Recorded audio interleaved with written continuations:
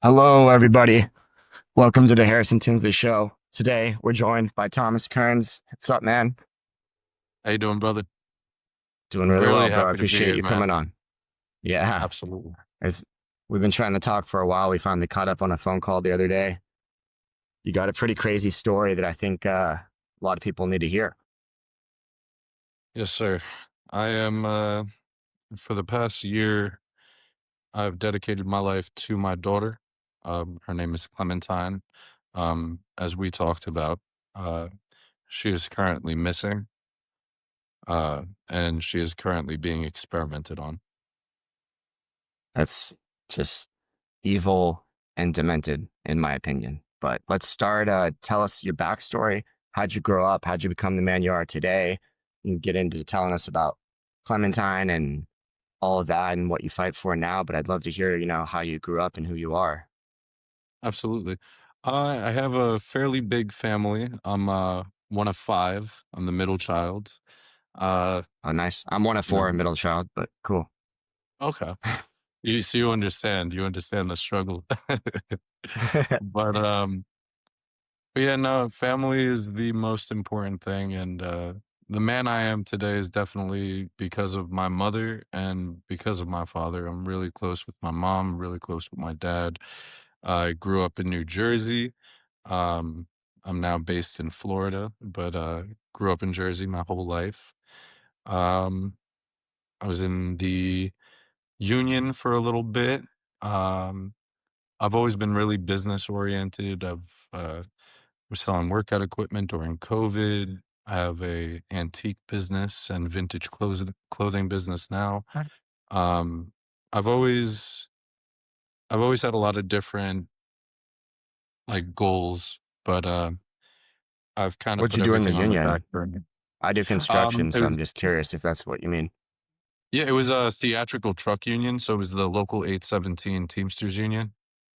Nice. So it was cool. It was basically like the movie industry, the entertainment industry, anything to do with the entertainment industry and trucks. That's the Nice. easiest way to explain it.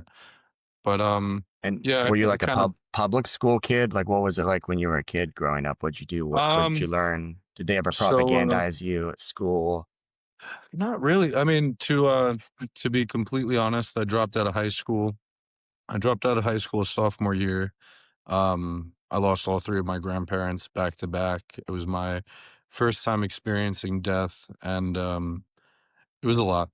It was a lot for me, and, I got my GED. I went to, community college for a semester, and I kinda just realized it wasn't really what I needed to do for what I wanted to accomplish in my life.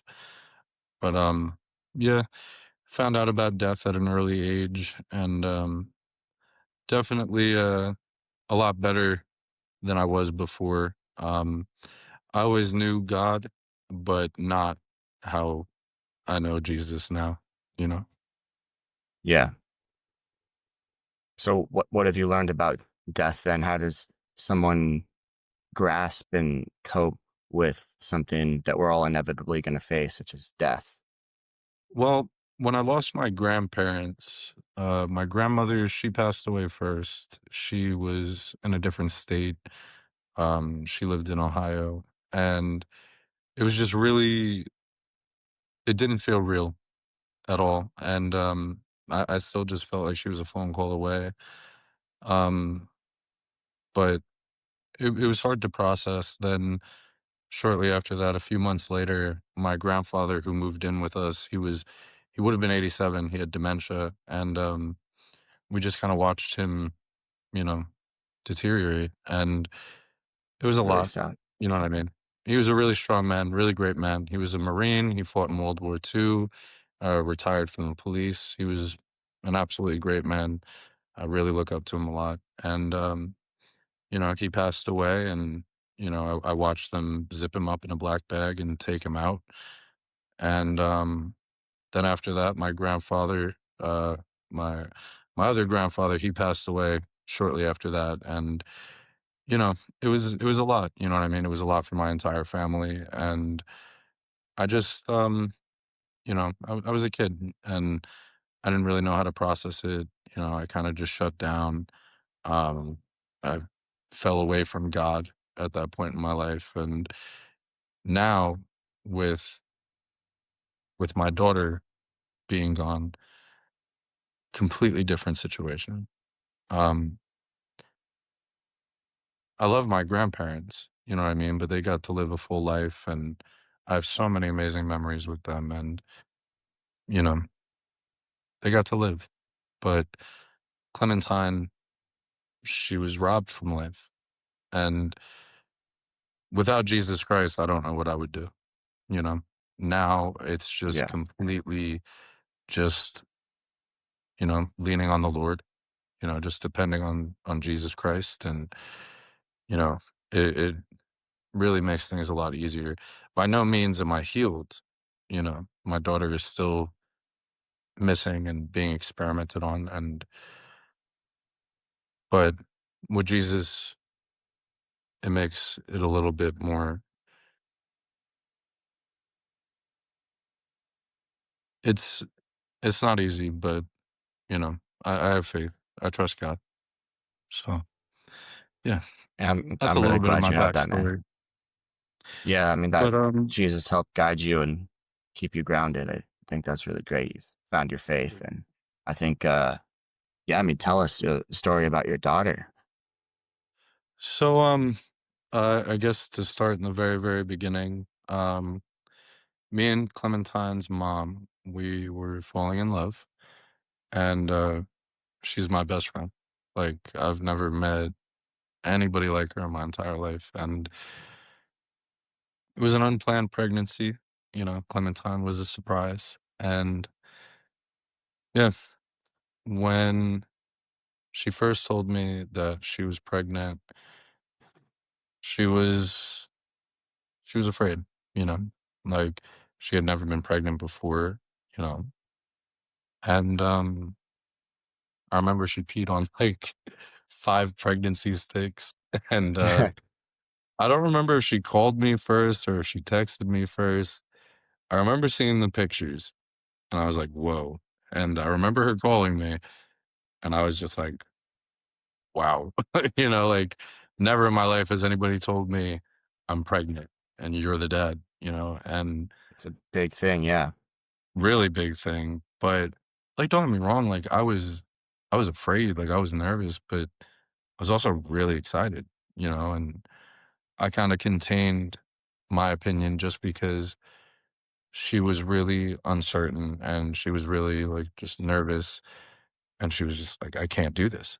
I'm not ready to be a mom." So, I was just like, "It's okay. We're gonna figure this out." And I kinda just left my opinion open-ended, and with the following 2 days, I was just online, I was Googling things. What do you do if you're a dad that wants to keep your baby and she wants to have an abortion? Not even that she said she wanted an abortion, but, obviously she said, like, "I'm not ready to do this." So it was, what do I do if I want to keep my kid and she doesn't? And every Google search was the same thing. It's her body, it's her choice. Whatever decision she makes, you have to support her. I was asking female friends, and all my female friends basically just reiterated the same thing. You have to support her. It's her choice. And that's it. That So, just that just doesn't sound right to me. Like the baby's 50% yours. It doesn't seem right that guys have no choice or say in anything that happens. Obviously, she carries the burden of growing it, holding it inside her. But that just, to me, it just doesn't sound like the right thing to do, to have no choice as a guy at all. well, that's another thing that I'm fighting for, but it's also important for people to really make sure who you fall in love with. And the woman that I fell in love with, at no point did she weaponize our child. At no point did she make me feel voiceless. I we had the serious conversation. And again, it was 2 days later, and we were talking, and she said, "What do you want to do?" And I said, "Whatever you wanna do, I support you." And she knew that I was upset. And she said, "No, this is your baby too. What do you want?" And I told her the truth. I said, "I wanna keep our baby." And then just a week plus of just really just difficult, confusing conversations, and they were all logic based. It was about how, from her side of it, it was we're doing long distance. We both live at home with our parents. We don't have proper savings. We don't have careers. I had moved from Jersey to Florida and basically completely new start. And she was right. She was right about all of the logical things. But in my mind, as a man, I would have done absolutely anything for our family, for our child. And I was certain about that. I was very, very confident, and just again, just back and forth conversations, eventually just constantly going back and forth. She had came to Florida to come and visit me. And while she was here, and this was before the 6-week ban. Um, so while she was here, I think abortion was legal until like the 12th or 13th week, something like that.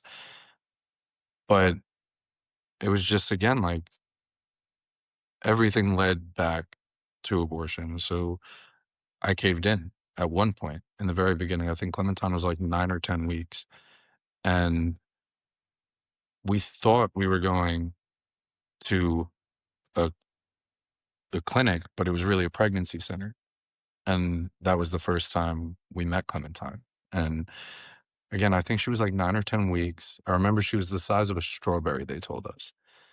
And they separated us. I was talking with a male counselor.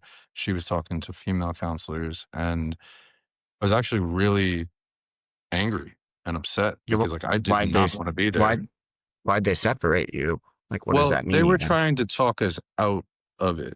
And I was already Out like, of what? listen, I don't, we thought we were at like a clinic, and again, like we didn't know anything about abortion. We knew nothing about it. We didn't know about the procedure, anything. So it was a pregnancy center. So they separated us to try to like convince us to keep our baby. And the guy talking to me, he was saying all of these things that like I was already thinking. And I was like, listen, like I tried everything. And he told me, well, it's mainly the man's decision that can turn the woman's choice around and this and this and this. And it's just like, well, like, what am I supposed to do? Like, I'm using love and support, and I'm trying, like, I'm begging, you know? But it was once we got together again and they already had her connected to the sonogram and everything and with the jelly and all that, and they already had Clementine up on the TV. And yeah, at first you could see the heart murmur, and I saw her and like everything, like you could see like a little nose, and she had arms and legs, and you could see her foot. And the lady, she asked us, she was like, do you want to hear her heartbeat? So I looked at Clementine's mom, and I kind of was like, like I shrugged at her, and she shook her head, and they put it on, and it's just so fast. It sounded like a stampede, you know and yeah, like, I could hear it, like, so vividly, and I don't know, like, I'll never forget that day, and they asked if we wanted to hold her, and they had this little 3D model of how big she would be and everything. So I'm looking at her, I'm holding her, I'm hearing her, and, you know, we fell in love with her, and we left and we got in the car, and I was just like, "We can't do this. Like, we can't." And she agreed, and the car ride was silent. And we got home and we cried together and we hugged each other, and I don't know. It it opened the door to hope. and it was still really difficult, but things got, like, a little bit easier, and we were talking about names, and that made it even better, you know? And we agreed if it was a boy, we would name him Thomas after me.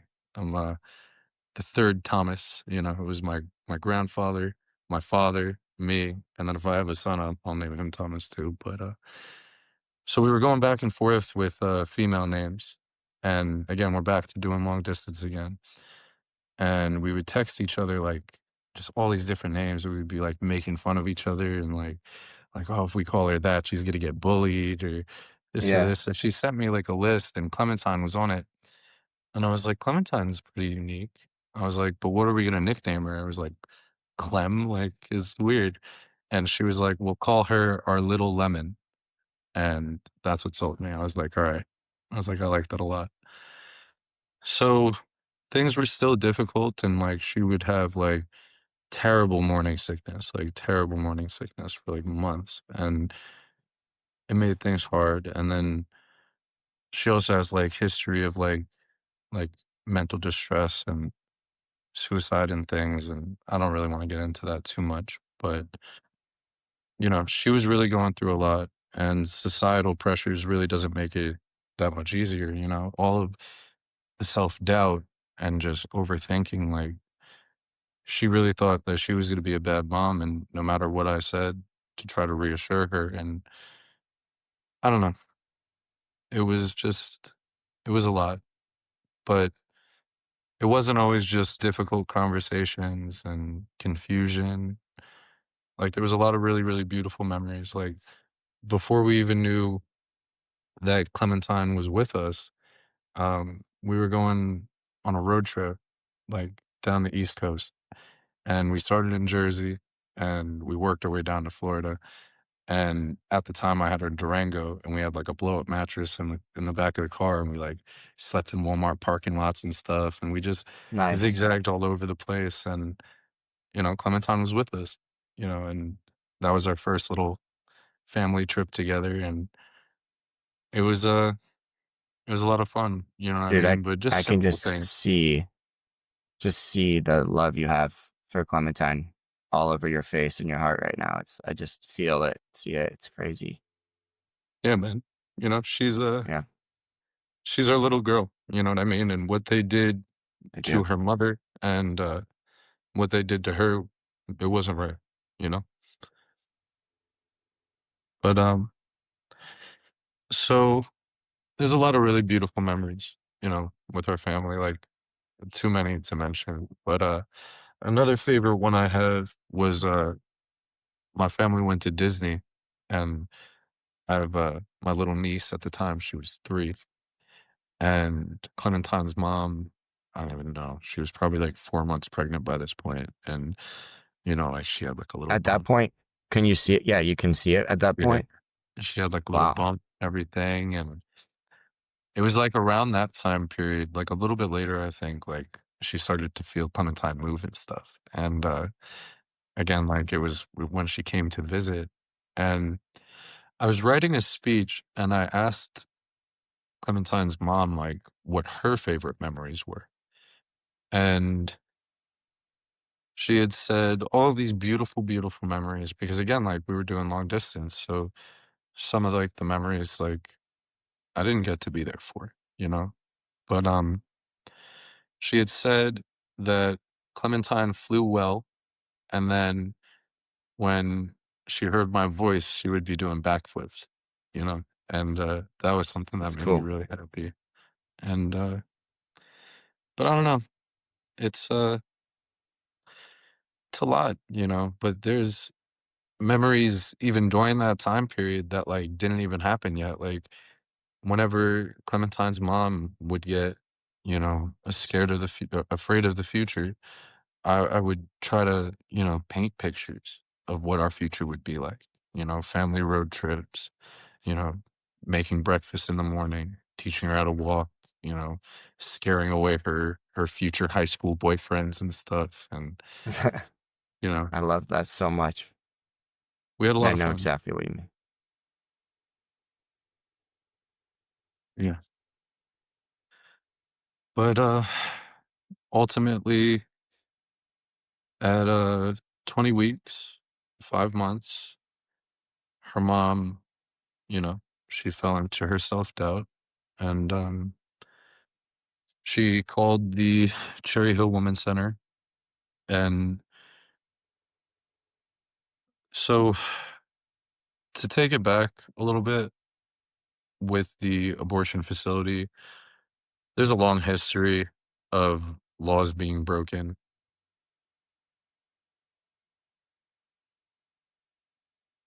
I'm sorry, I lost my train of thought. So, 20 weeks, pregnancy center, laws being so broken. yeah, so the abortion facility, they have a very long history of just medical negligence, medical malpractice, court cases.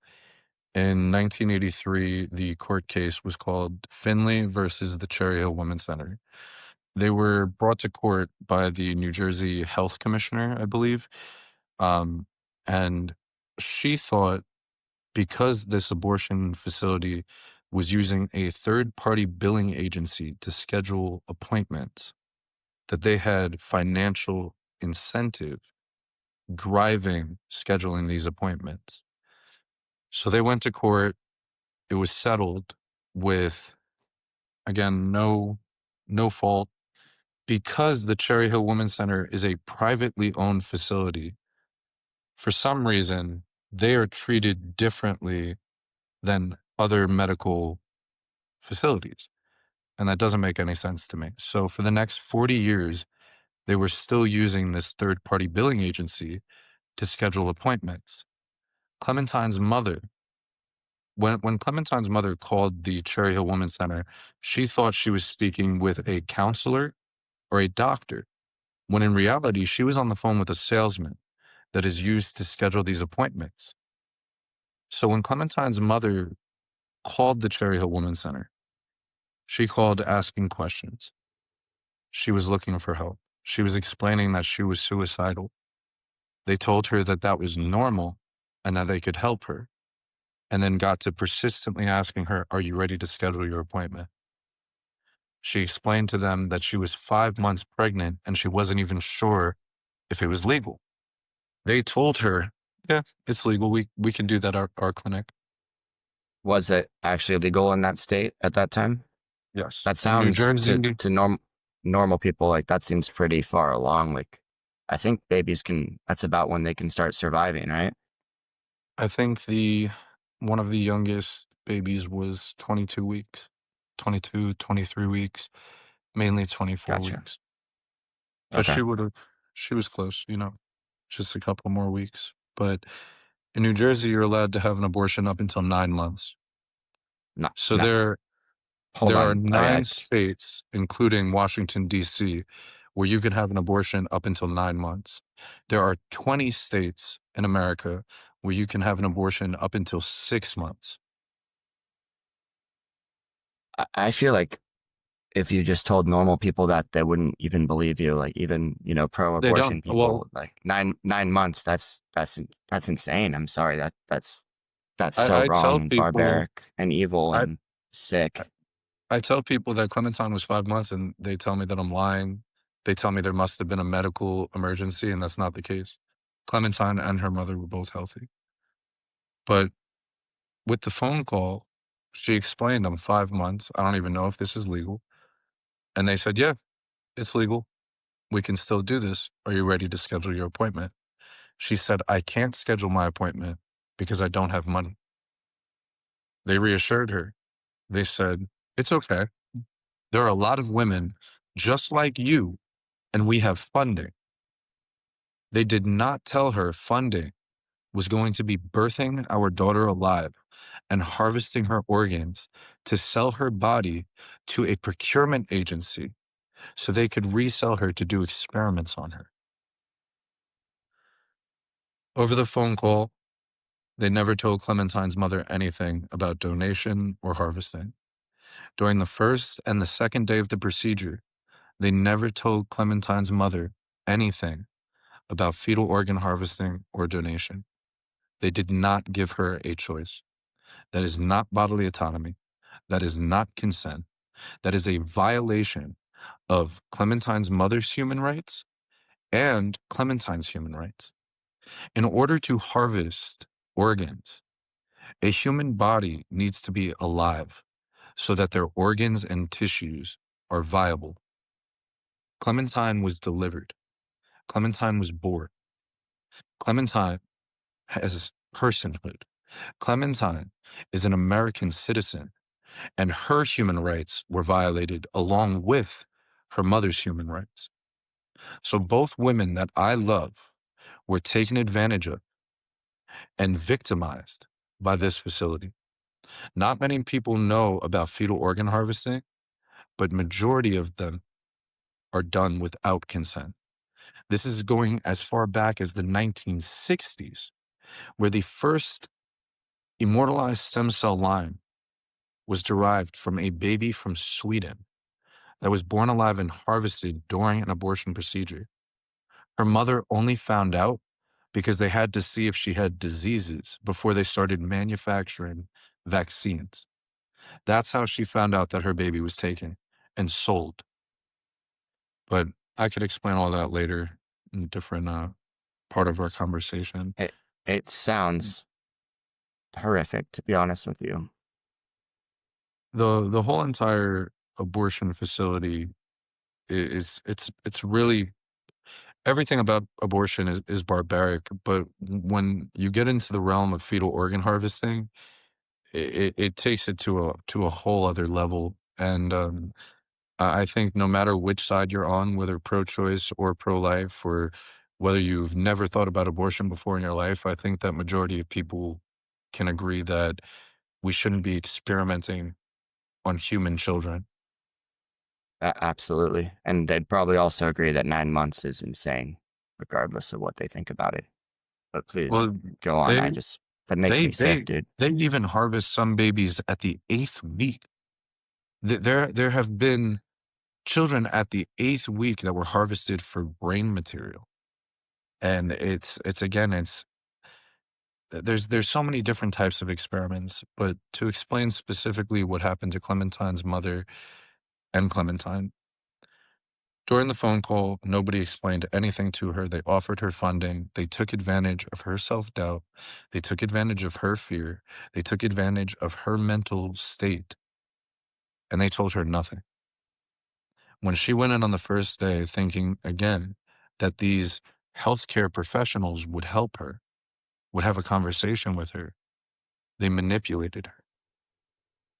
She went in, and So again, she just, nobody can I s pause you really quick? Like, so she goes in, like, she's not dead set on having an abortion when she goes in. She's going there for help. And also, I'm curious, did she let you know that she was doing that appointment?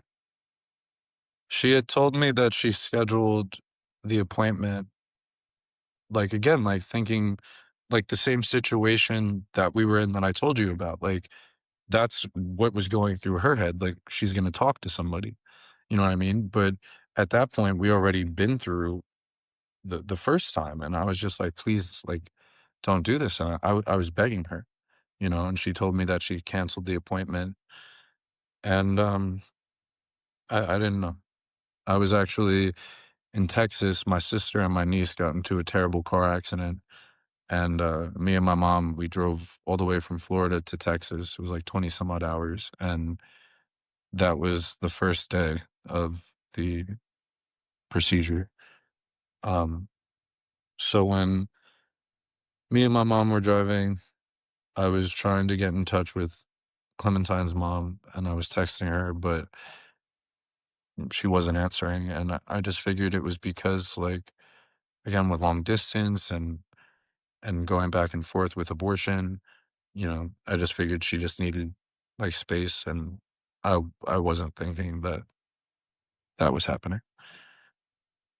But, on the first day that she went in, she was under the influence of marijuana, and that is listed on the medical documents. So not only was she suicidal, but she was also under the influence of marijuana. When she was in that facility and she sat down with Camilla DeBrux Allen, the registered nurse, they have to ask about the social history of the patient. And one of the questions was, "Have you used drugs in the last 3 months?" She said, "Yes, today I smoked marijuana." Now, in Clementine's mother's written testimony, she had even said, like, "Is that gonna change anything?"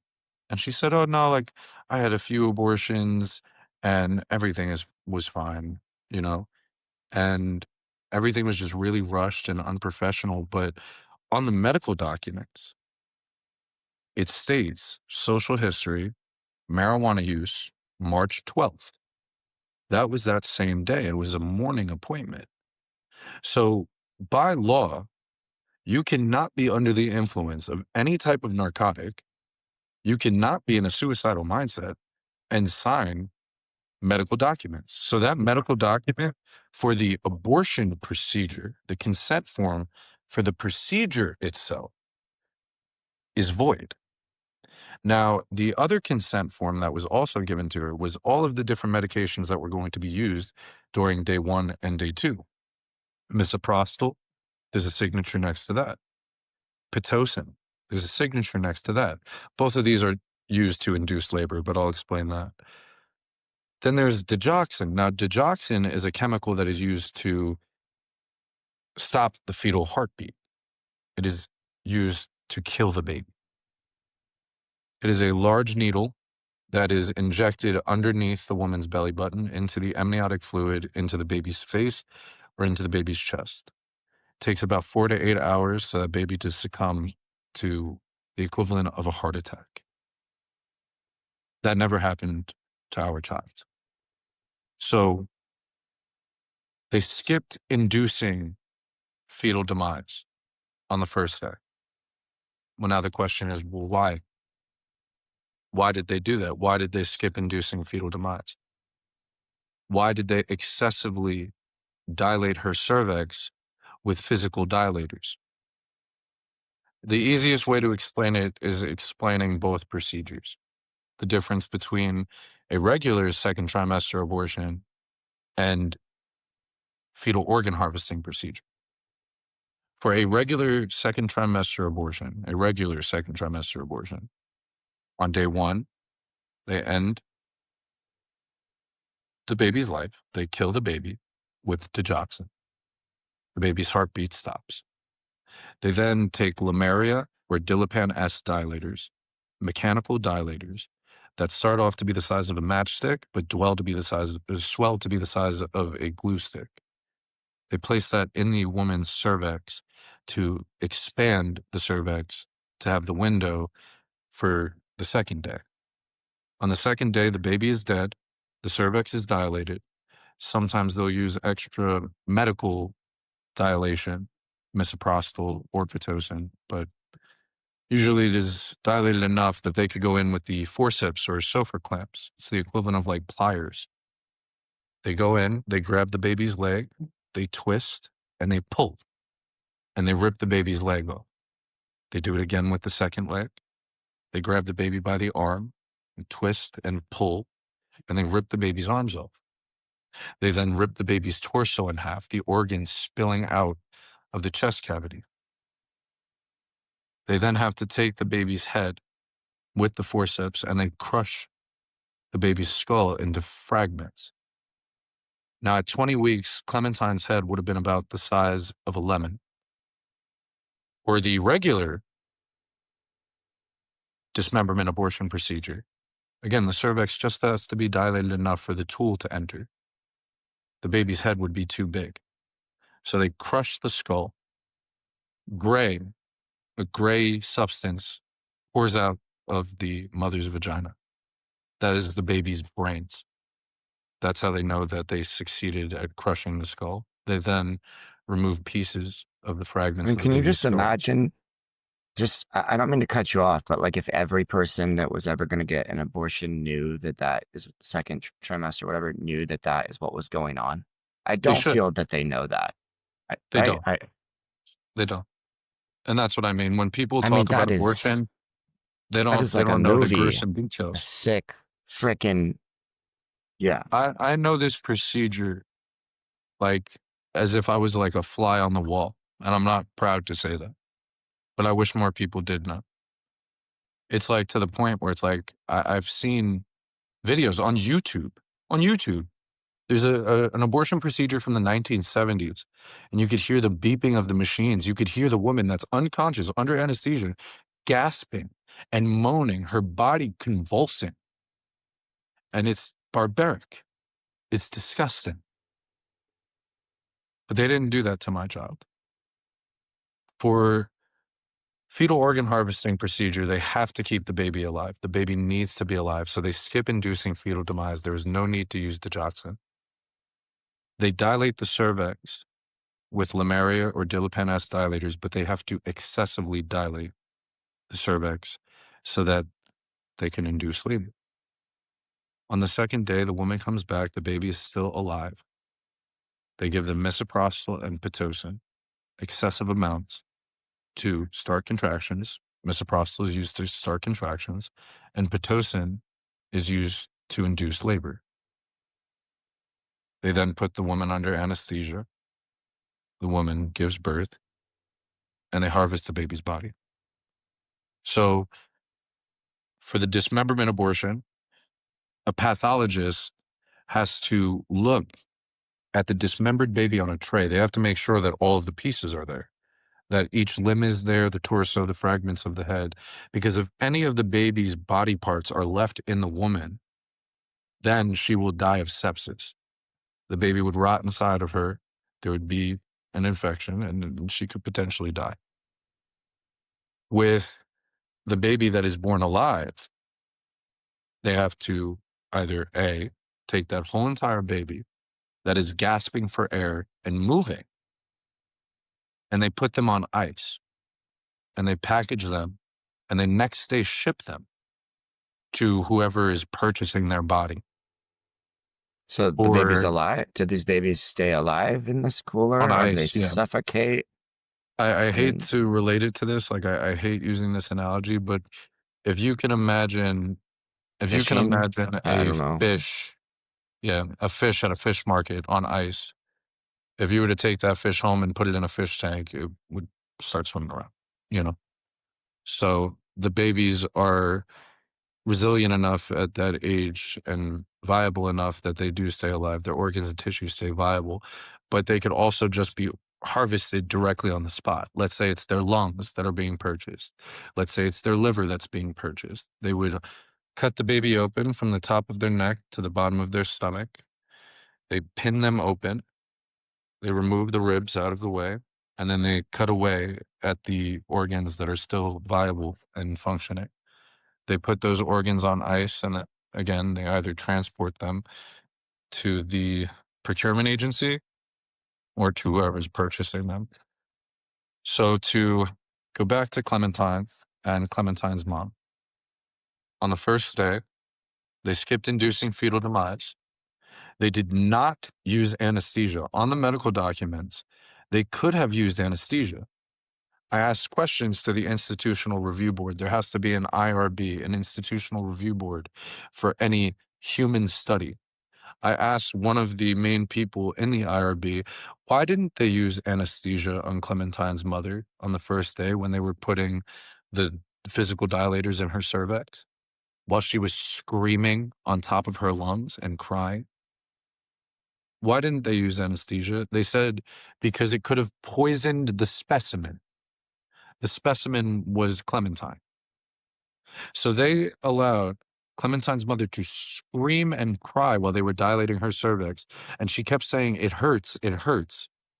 And the two women that were dilating her cervix, they kept saying, it's okay, we're almost done. Now, we don't know who dilated her cervix. There's names for everybody on the medical documents, but there's no name for these two people. Now, on the patient's rights consent form, in fine print, right in the middle of the page, you pull out your magnifying glass and look. Come to find out, this facility is a training facility where volunteers and students can not only sit in on procedures, but they could also participate in procedures. So now, to me, in my mind, this isn't a professional. This isn't somebody with empathy or logic that was dilating her cervix while she was screaming and crying. They should have stopped. But they didn't stop. They continued their job. She was screaming. She's anemic. Now, on the medical documents, in one section, and this is the first day of the medical documents, in one section, it says she isn't anemic. And then the next section, right underneath, it says she is anemic. So now I'm going to take you, and I'm sorry for jumping around so much. I'm going to take you to 2011 to 2015, a 4-year long investigation from the Medicaid Fraud Division. The Medicaid Fraud Division did a 4-year long investigation on the Cherry Hill Women's Center, and they found 3 things: improper documentation, a lack of psychological evaluation, and a lack of consent. All 3 of these things relate to my family. They did not give Clementine's mother a psychological evaluation. They improper documentation is all over the medical documents. And there was no consent, not on the first day that they gave her the paperwork, and not on the second day when they gave her the consent form for fetal organ harvesting and donation. When she was done screaming and when they were finished dilating her cervix, she was as white as a sheet. She was passing out. She was in immense pain. And they told her, if any of the sticks or the sponge falls out, you have to come back immediately. You have to contact us immediately. So now when a doctor tells you that, you're going to come back the next day. She came back on the next day. Again, no mention of fetal organ harvesting, no mention of experiments, no mention of them changing abortion procedure. How did they know to skip inducing fetal demise? How did they know to excessively dilate her cervix on the first day if the consent form for fetal organ harvesting was given to her on the second day? That's not It consent. sounds to me from what you're saying like it was planned by them. Um, Premeditated. sounds pretty obvious. Yeah. They gave her 600 micrograms of misoprostol. She's 4'11", no medical or no pregnancy history. She's never even been to a gynecologist, never even had a pap smear, let alone cervical dilation. So why would you give your patient 600 micrograms of misoprostol? That's excessive for her height, her weight, her medical history. It doesn't make sense. You wouldn't give somebody 600. Somebody in her size and her history, somebody that's supposed to be getting a D&E, they should have given her like 100, 200 micrograms of misoprostol. It's excessive what they did. They gave her 30 units of Pitocin. For her size and for apparently a D&E, they should have given her like 10 units of Pitocin. They tripled it. They gave her 30 units of Pitocin. This was administered in the course of an hour and a half, you know? So we're men, we've never given birth, but we understand that contractions are usually like 10, 24 hours, anywhere in that ballpark, and they're really painful. I tell women that her contractions were from an hour and a half, and they cringe. 0 to 100 pain. She thought she was dying. They were monitoring her contractions. She didn't know that. Nobody told her that. Nobody told her, hey, we're going to give you an excessive amount of these labor-inducing drugs. We're going to put you in labor. We're going to have you give birth to a live baby. No, nobody told her anything. They said, when you get to a level 10 pain, you tell us. She was at like a 13 when she called them. While they were wheeling her to the operating room, that is when they gave her a clipboard with a piece of paper and asked her to sign here. Nobody told her what she was signing. Nobody told her, hey, this consent form is for fetal organ harvesting. Nobody, hold on, I'm sorry. Oh, it's all good. This is mind blowing though, man. So nobody told her anything. And again, keep in mind, she was literally in labor. So there's 3 things that make the consent form for fetal organ harvesting and fetal tissue donation void and illegal. For one, they gave her the consent form. They gave her the consent form on the second day. They changed abortion procedure on the first day for fetal organ harvesting. How did they know to do that without her consent? That's not consent. I spoke to the IRB about this and I reiterated everything that I'm about to tell you to them. I explained what happened and I asked questions. Is that legal? Yvonne Higgins told me, no, that's not legal. That's not normal. They shouldn't have done that. That's not consent. Now, this is the IRB's job, is to make sure that the consent is legal for fetal organ harvesting specifically. So it's confusing to hear them say that that's not normal. Another thing that's not normal is to give somebody a consent form while they are in mental and physical distress. She was in labor. That's not consent. You cannot consent to something, especially a medical document, while in labor. You cannot consent while in mental or physical distress. It's that simple. Correct. But then the other really big concern is the fact there's no date on that consent form. Next to the scribble that's supposed to be her signature, there's no date. Has to There be a is date to no be date. valid. Without a date, it's void. They brought her in to the operating room and they told her to get up and get onto the bed. She said, I can't. I can't move. I'm in pain. I'm cold. I'm afraid. And they were like demanding her, get up. You have to get up. And then they got her up. They picked her up. They put her on the bed. She said the room was filled with people. From the medical documents, I know how many people were in that room. It was 5 people, including a student. But I'll explain that. I wish you They were had her. there, honestly. I do too. I do too. On the second day, I was playing with my niece. We were playing dolls. We were running around the yard. And I was imagining what my life was going to be with my family. They told her to get onto the bed, onto the table. And they had the swim-ups, the things that they put their legs up on. Hold on. 1 second, I'm just gonna shut down.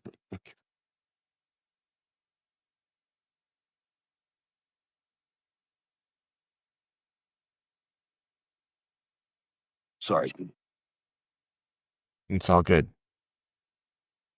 leg fell asleep. So, um, yeah. So they told her to get up on the table. She's on the table. They tell her to lift up. They told her to lift up her legs and put her legs on the stirrups. And she said, I can't.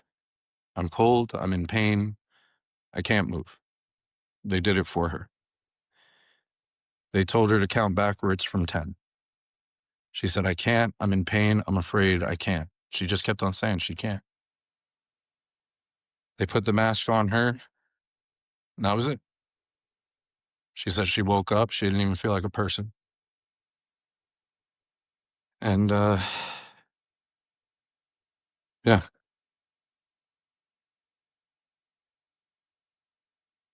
they birthed Clementine alive. It was a student, Alina Hoover was her name. She was trained by a man named Richard Lebec. A regular D&E takes anywhere from 15 to 45 minutes. This procedure was done in 5 minutes. It's not normal. A trainee performing a procedure that should take 15 to 45 minutes in 5 minutes. It's not normal.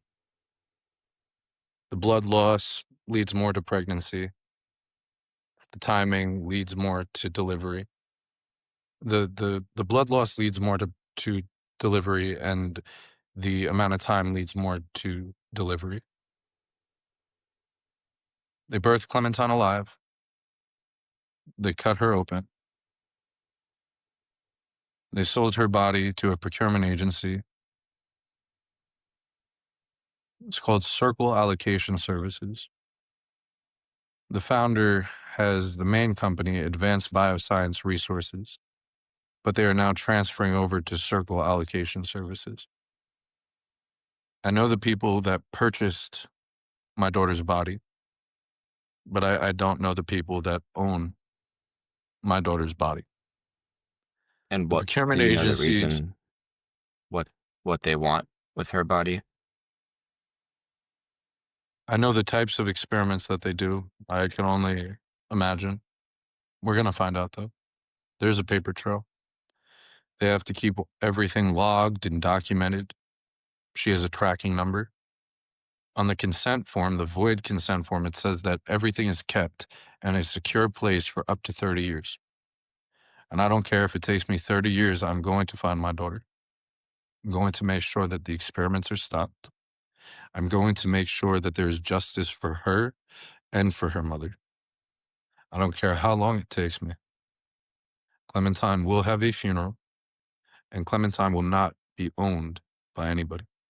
Clementine will not be anybody's experiment. Clementine will go back to being Clementine.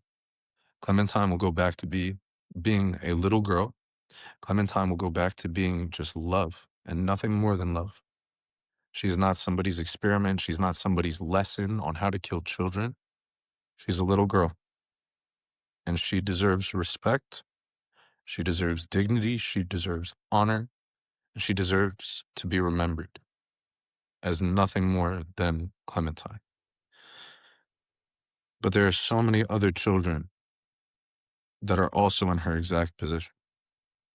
There are so many children that today, in this country, in our country, in America, there are children today that were born alive and harvested for their organs.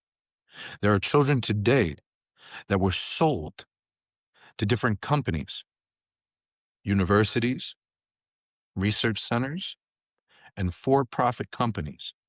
Take these children and do terrible things to them.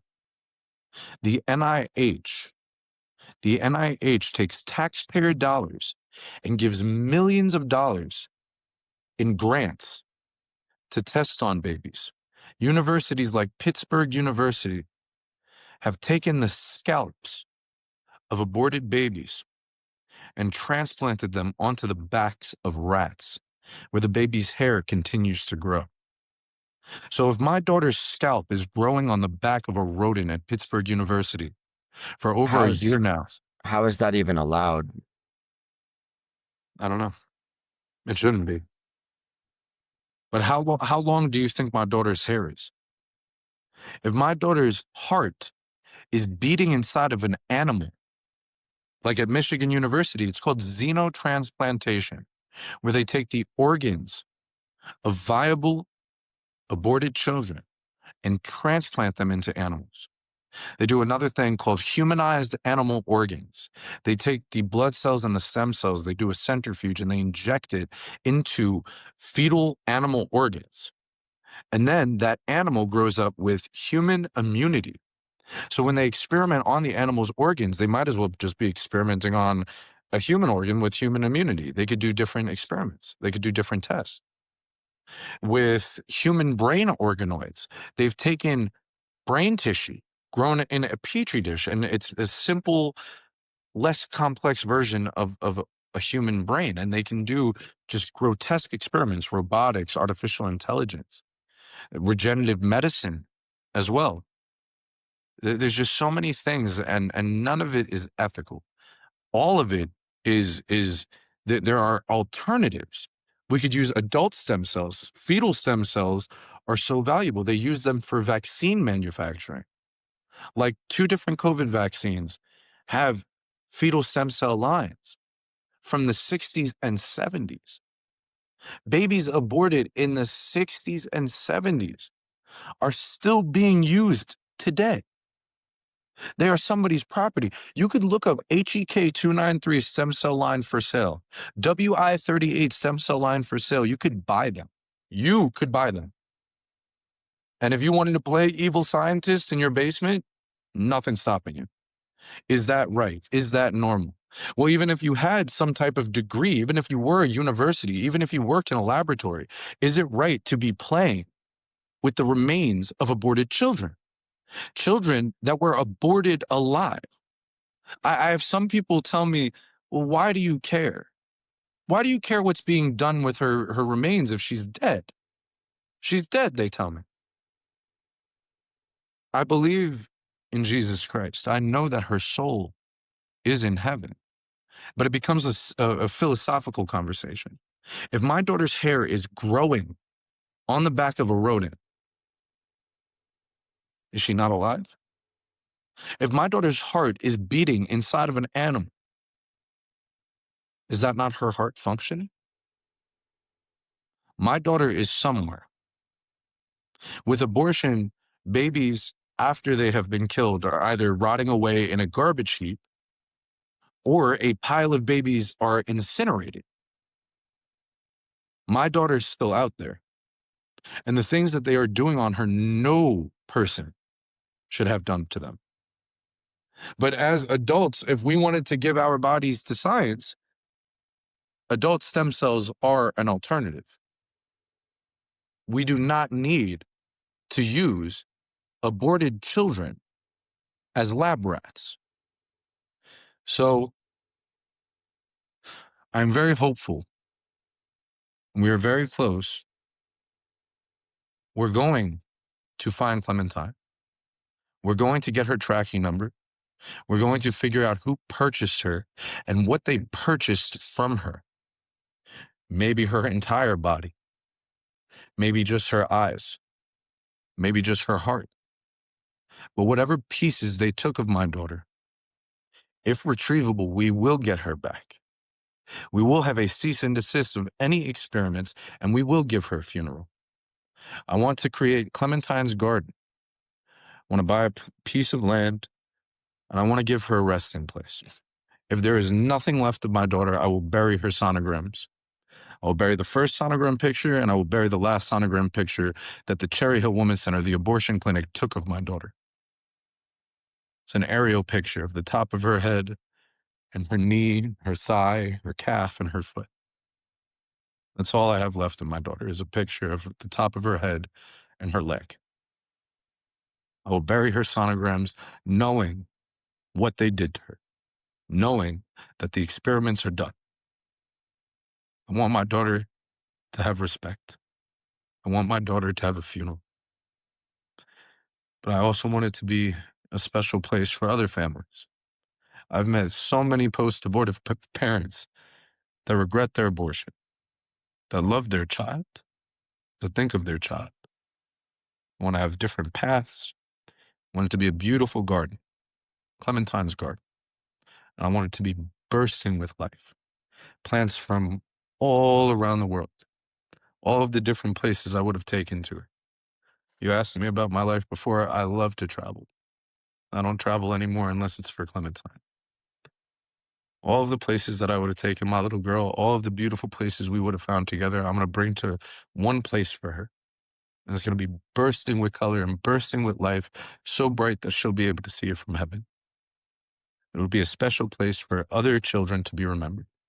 When I have different benches with plaques with the family's name and the baby's name and a little quote from the family.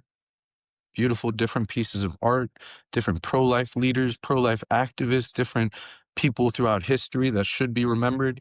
Henrietta Lacks, Emmett Till, John Brown, Nat Turner, strong people, people that deserve to be remembered, people that, again, are amazing people. I want Clementine's garden to be beautiful. I want her resting place to be beautiful, but I also want to pass Clementine's law. As I've said, other children are still being experimented on, some from decades ago. If we can pass Clementine's law, we will ban fetal organ harvesting as a procedure. We will ban fetal experiments. All of the children that are being tested on in this country, any children that were sent overseas, because Clementine might not just be in this country. The consent form says she could have been sent nationally and internationally. What are they doing to my daughter if she's in China? What are they doing to my daughter if she's in any country where the FDA doesn't have control or a say of what is happening to our American children? With Clementine's law, so many children will be saved. So many children that are being experimented on will have respect and will have dignity and will have peace. Any child that could potentially be aborted and sold as somebody's property. That won't happen. I want to stop abortion. Abortion is murder. But I truly think if we can stop fetal organ harvesting and fetal tissue experiments, that is the legs of abortion, to follow the money. The amount of money that is made from wholesale selling these children to procurement agencies, the middleman in between the abortion industry and the biotech agencies, the biotech companies, the universities. If you follow the money, you see all of the evil that I've been witnessing this past over a year now, just falling down this rabbit hole, all of the different types of experiments, all of the different government agencies that just turn a blind eye, all of the different politicians that have allowed this. Now, in Donald Trump's first term, one of his executive orders was to defund the fetal organ harvestings, to stop the taxpayer dollars that are being given by the NIH to these different universities. You know who switched it up? Biden. And I guess Trump forgot about it, but I want to remind him. But an executive order that could be overturned, it's not enough. Defunding is not enough. We need to pass a law to protect these children. And if we could pass Clementine's law, Clementine will protect these children for longer than I will be able to live. Clementine will continue to fight. Clementine will continue to protect children. I try my best to speak for my daughter. I try my best to explain how amazing my daughter would have been. And it's like I could see her so clearly. I know her personality like so well. And it's because I know myself and I know her mom. You know, like she would have been fiery and wild and funny. And she would have had such a big heart. She would have cared about people. She would have cared about animals. Whatever occupation, whatever dreams that she had, I would have stood by her every step of the way. And I'm still standing by her. I want to accomplish beautiful things in my daughter's name. I want Clementine to still be able to make a difference in this life. And I'm going to dedicate my life in making sure of that. I love that, man. I think Clementine's garden's going to be incredible. I can't wait to see that. Help whatever way I can. It sounds so beautiful.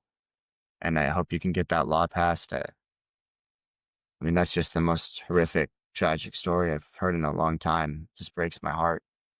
I'm really glad you're going to not back down. You're dedicating your life, you know, in her honor. And I think it would disgust a lot of people to find out that this is a real thing. We're going to track her down, figure out where she's at so you can give her a proper burial.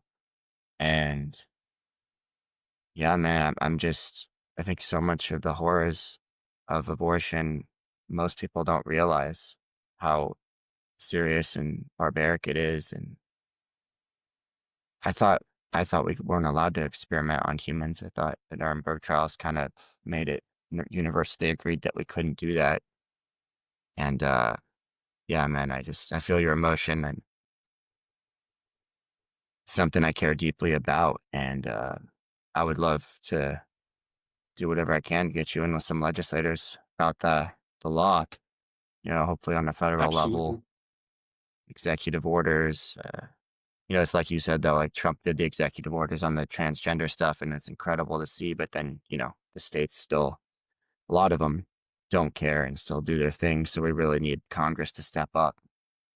And I think this is one that is an obvious issue. Just like people don't want kids being mutilated, they don't want guys and girls sports. People do not want babies experimented on. I mean, that's just obvious.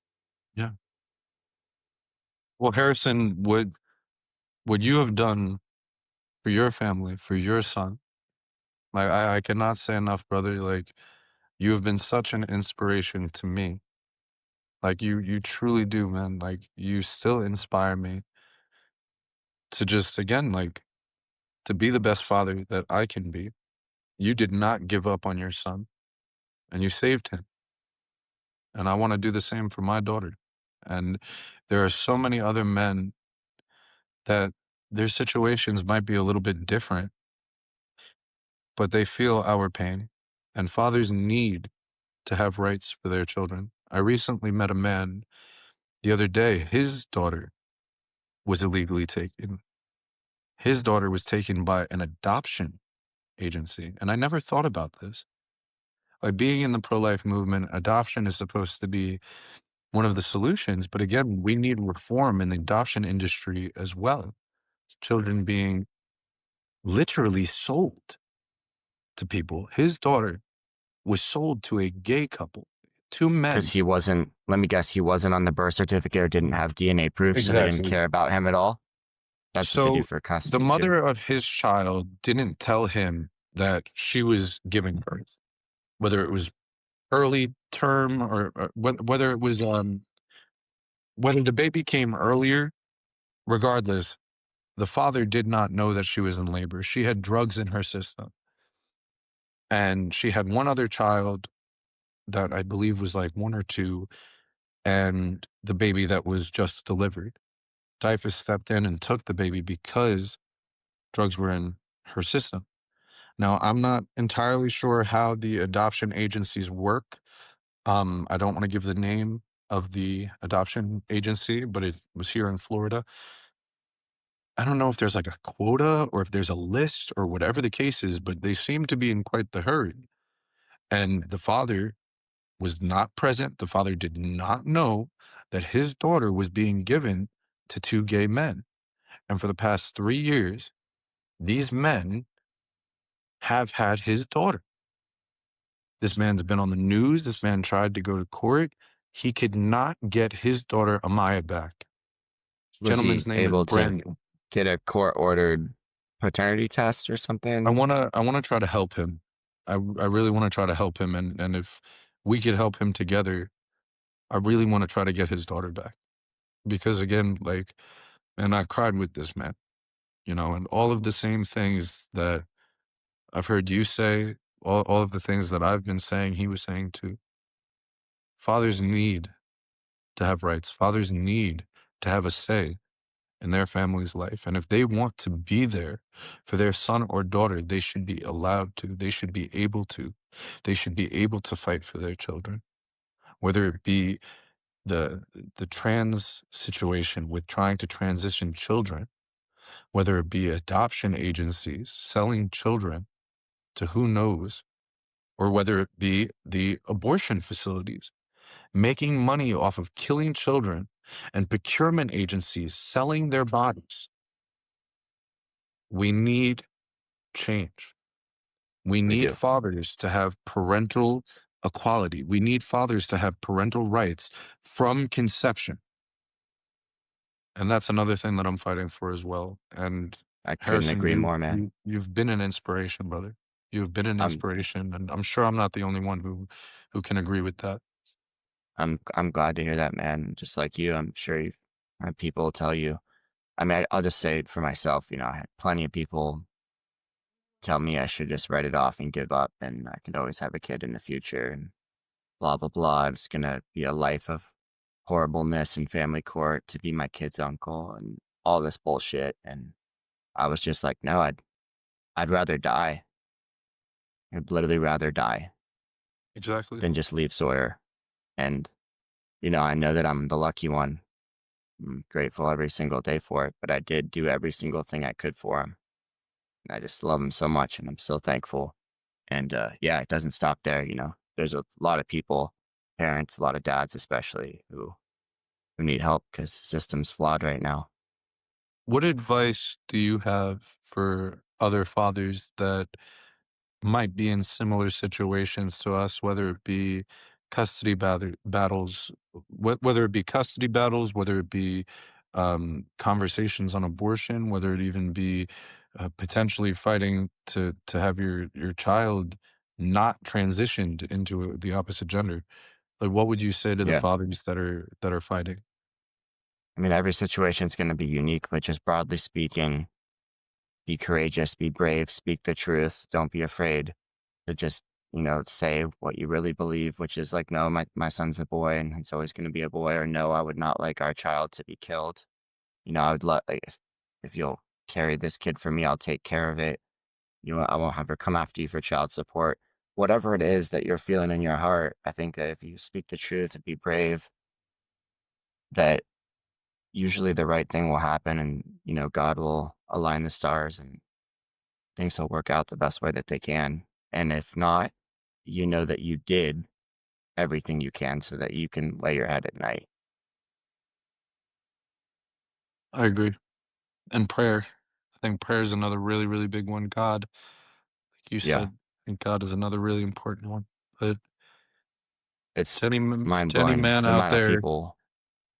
Harrison is the prime example. He saved his kid. You know, you didn't give up. You kept on fighting, and it was all driven by love. Yeah, love's powerful, man. Well, And you're a so is great dad, prayer. dude. You Thank really you. are. You're a great father. That's what I want to be more than anything. Is just the best dad. A lot of what you said, man, it's really resonated with me. People say insensitive things like, "Oh, well, you could just have another kid," and it's just like, I don't want to replace Clementine, and I could never Yeah, replace Clementine. You know, exactly. you get it. Yeah. Yeah. Well, look, man, I really appreciate you sharing your story. I hope that people wake up to a lot of the horrors of abortion and the abortion industry, organ harvesting experiments, etc. Dads having no say in any of it. And I hope we can make some serious positive changes to bring back common sense, dad's rights, family, unity in general, and just as society recognizing that some things are just evil objectively and we shouldn't do them, like Well, killing nine however month I old could help babies or you, transing kids. and I think we're gonna get there. I think within Trump's presidential term, if more men can come together, if more fathers can come together and speak out against these problems, you know, again, like you have the dad army, man, and however I can help, you know, I'll be there, man.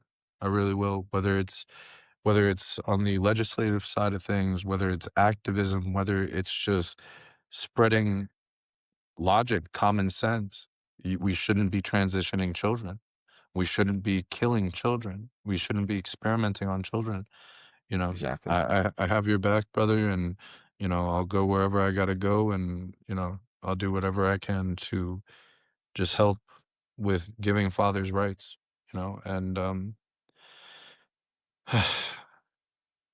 I'm trying to do everything I can, but you know, I'm kind of a one man army right now, and I'd fight I'd fight the world for my daughter, you know, but Yep. it's just it's comforting to speak with men like yourself, like you're a great man, dude, and fathers really have to stick together, you know. Thank you, man. I respect and admire you as well as a dad and what you're doing. And I look forward to seeing Clementine's garden. Thank you. Thanks for coming on, man. It's been a pleasure, brother. God bless you. God bless you too.